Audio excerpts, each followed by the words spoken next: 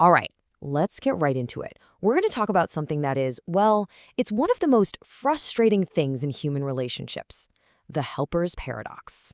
You know that feeling, right? When you genuinely try to help someone and somehow it not only doesn't work, but it completely backfires. I mean, really think about it for a second.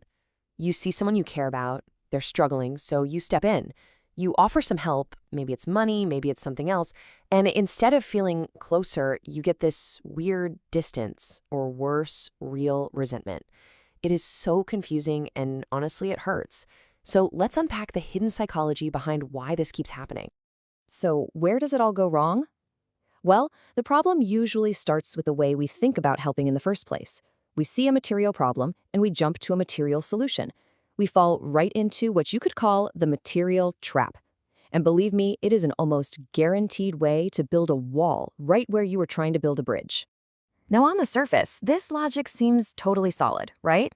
It feels like the fastest, most direct path. You see a problem, you offer a solution, and boom, you've made a connection. It just seems so simple and so helpful. But, and this is a big but, this way of thinking is dangerously flawed. This quote, wow, it really cuts right to the heart of it. We're not just talking about a little awkwardness here. Following this path can lead to a complete and total disaster for the relationship. The very person you were trying to help might end up picking a fight just to get away from you.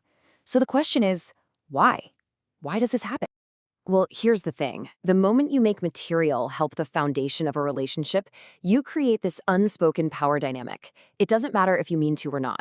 The act of giving automatically puts you in the position of the superior, the one who has, and it puts them in the position of the inferior, the one who needs. And let's be honest, nobody enjoys feeling inferior. It's a deeply uncomfortable, even demeaning position to be in. It chips away at a person's self-worth. And over time, that feeling just festers. And to escape it, they feel like they have to break the connection. And sometimes the only way they know how is to blow it up. So here's the kicker. Your attempt to help accidentally trapped them. Okay, so if that's the wrong way to do it, what's the right way? Well, thankfully, there's another path, one that's built on respect. And this solution is so powerful because it feels completely counterintuitive.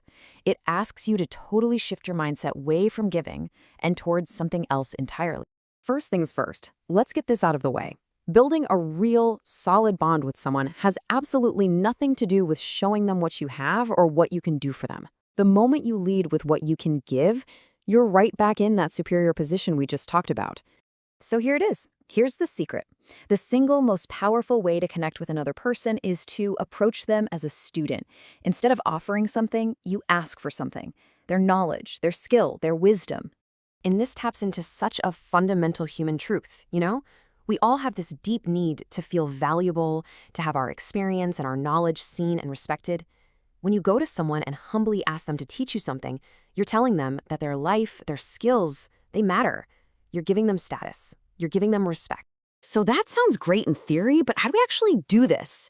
Let's break down how this learning approach works in the real world, because it isn't just a nice idea. It's a really practical method for building a relationship on mutual respect right from the very first conversation. And the most beautiful part of this is that it works with literally anyone, because every single person on this planet is an expert in something. It could be a unique skill, like maybe they're amazing at gardening. It could be a specific talent or deep knowledge about a hobby, or it could just be the wisdom they've gained from a unique life experience. Your first job is just to find it. So the steps are actually pretty simple, but they're completely transformative. 1, you find that person's unique strength. 2, you genuinely and humbly ask them to teach you. And this is key. It can't be a trick. You have to really want to learn. And 3, that's it. You've just formed a connection that's based on real mutual respect. Now, this is the critical piece of the puzzle. If, later on, you do end up giving some kind of material support, the entire exchange has been reframed. It's not charity anymore. It's not a handout. It is fair payment for the incredibly valuable lesson they just gave you. You're no longer a savior. You're a grateful student paying for their expertise. And that protects their dignity and keeps you on equal ground. So, when you boil it all down, we have 2 very different ways to connect with people. One is a fragile shortcut. Yeah, it's paved with good intentions, but it almost always leads to a dead end.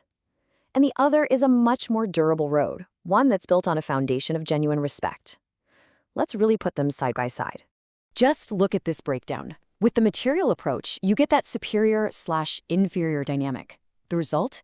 Resentment. And the stability? It's so fragile. But then you look at the learning approach. The dynamic is equal, it's respectful. The result is real intimacy. And that connection is built to last. I mean, the difference is just night and day. And that's really the big takeaway here. When you build a relationship on the kind of respect that comes from learning, it's resilient. It doesn't just shatter under a little bit of pressure, because its foundation isn't pity. It's a true exchange of value. So let's circle all the way back to where we started. That awful feeling of betrayal, of getting hit in the back of the head. It's not actually a sign that the other person is ungrateful or bad. It's a sign that our approach was wrong from the start. It's feedback telling us that we accidentally created a dynamic that was basically doomed to fail. Which leaves us with one last thought to take with you. Instead of looking for someone you can help, who can you look to learn from? Who in your life right now has some skills, some talent, some piece of wisdom that you could genuinely ask them to share with you?